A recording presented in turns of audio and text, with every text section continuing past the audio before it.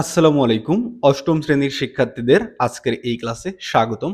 আজকের এই ক্লাসে আমরা মাইটোসিস কোষ বিভাজনের গুরুত্ব ও মাইটোসিস কোষ বিভাজনের নিয়ন্ত্রণ নিয়ে পড়ব। তো চলো শুরু করা যাক। তো দেখো, জীবদেহের বৃদ্ধি ও কোষের সংখ্যার স্থিতিশীলতার জন্য মাইটোসিস কোষ বিভাজনের গুরুত্ব অপরিসীম। শিক্ষার্থীরা, জীবদেহের বৃদ্ধি ও কোষের সংখ্যার স্থিতিশীলতা এই দুটা জিনিসের জন্য এই মাইটোসিস কোষ বিভাজনের গুরুত্ব অনেক।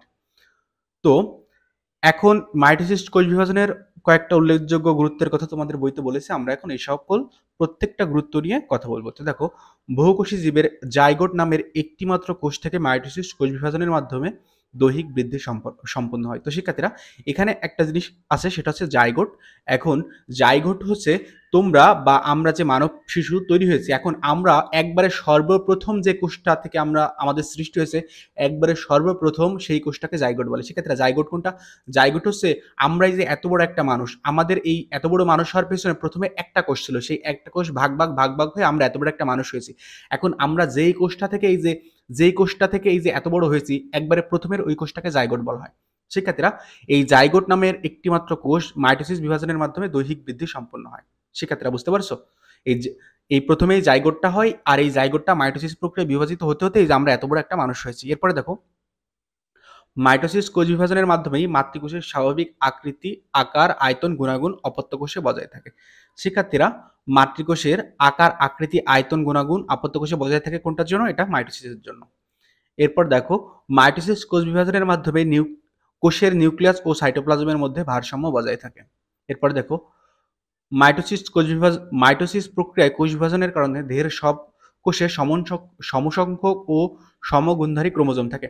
শিক্ষার্থীরা, একটা জিনিস জানো, মাইটোসিস কোষ বিভাজনের মাধ্যমে যদি একটা কোষ থেকে আরেকটা কোষ হয়, ধরো একটা কোষ থেকে মাইটোসিস কোষ বিভাজনের মাধ্যমে দুইটা কোষ হচ্ছে, তো একটা কোষ থেকে যে দুইটা কোষ হচ্ছে, সেই দুইটা কোষেই কিন্তু একই রকম গুণাগুণ সম্পন্ন কোষ হয়ে যায়। একটা আপেল থেকে যদি তুমি দুইটা আপেল বানাও, ধরো মাইটোসিস প্রক্রিয়ায় একটা আপেল বিভাজিত হয়ে দুইটা আপেল হচ্ছে, তাহলে যে আপেলটা বিভাজিত হচ্ছে আর যে দুটা তৈরি হচ্ছে, ওই তৈরি হওয়া দুইটা ওই যেটা থেকে বিভাজিত হয়েছে ওই তৈরি হওয়া দুইটা ওইটার মতোই।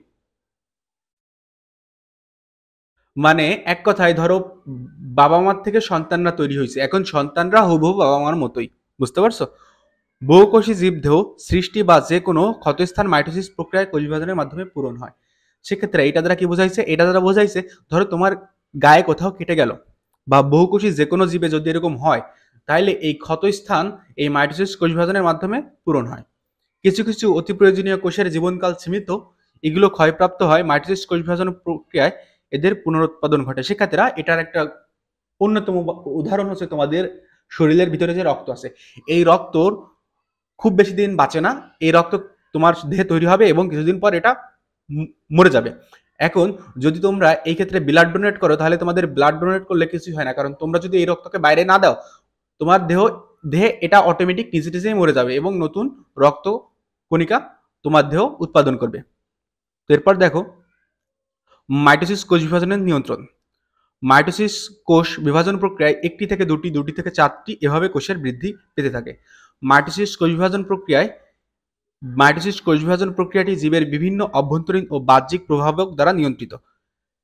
জীবের বিভিন্ন শরীরবৃত্তীয় অবস্থায় বিভিন্ন প্রভাবকের উপস্থিতি এবং অনুপস্থিতির কারণে কোনো কোষের অনিয়ন্ত্রিত বিভাজনের ফলে টিউমার সৃষ্টি হয়। সেক্ষেত্রে এখানে দেখো, গুরুত্বপূর্ণ লাইন বলছে যে, যদি তোমাদের এই কোষের বিভাজন অনিয়ন্ত্রিত প্রক্রিয়ায় হয়, তাহলে সেটা টিউমারের সৃষ্টি হয়। আর এই তোমার যে কোষের মাইটোসিস যে কোষ বিভাজিত হবে, তোমার কোষ যে মাইটোসিস প্রক্রিয়া বিভাজিত হবে, এটা বিভিন্ন প্রভাবকের বা প্রভাবকের উপস্থিতি এবং অনুপস্থিতির উপর নির্ভর করে। আর এই যে টিউমার সেল উৎপন্ন হবে, এটা পরবর্তীকালে ক্যান্সারে রূপান্তরিত হতে পারে। গবেষণায় দেখা গেছে বিভিন্ন রোগ জীবাণু, রাসায়নিক পদার্থ কিংবা তেজস্ক্রিয় ইত্যাদি অনিয়ন্ত্রিত মাইটোসিস কোষ বিভাজনে বাহ্যিক প্রভাবক হিসেবে কাজ করে। শিক্ষার্থীরা, অনিয়ন্ত্রিত মাইটোসিস কোষ বিভাজনের বাহ্যিক প্রভাবক হিসেবে কোনটা কাজ করে? বিভিন্ন রোগ জীবাণু, রাসায়নিক পদার্থ বা তেজস্ক্রিয় পদার্থ। শিক্ষার্থীরা, এই সকল পদার্থ করবে কি, তোমার শরীরের মধ্যে এমন কিছু একটা করে দিবে যে তোমার শরীরের আর এই মাইটোসিস কোষ বিভাজনের নিয়ন্ত্রণ থাকবে না। তখন তোমার শরীরে কি হবে? টিউমার হবে, ক্যান্সার হবে। যকৃৎ, ফুসফুস, মস্তিষ্ক, স্তন, ত্বক, ক্লোন, এরকম প্রাণীদের প্রায় সকল অঙ্গে ক্যান্সার হতে পারে। তো শিক্ষার্থীরা, আজকের ক্লাসটি আমি এখানেই শেষ করছি। পরবর্তী ক্লাসে আমি তোমাদের সাথে মিওসিস নিয়ে আলোচনা করব। ততক্ষণ সবাই ভালো থেকো। ধন্যবাদ সবাইকে।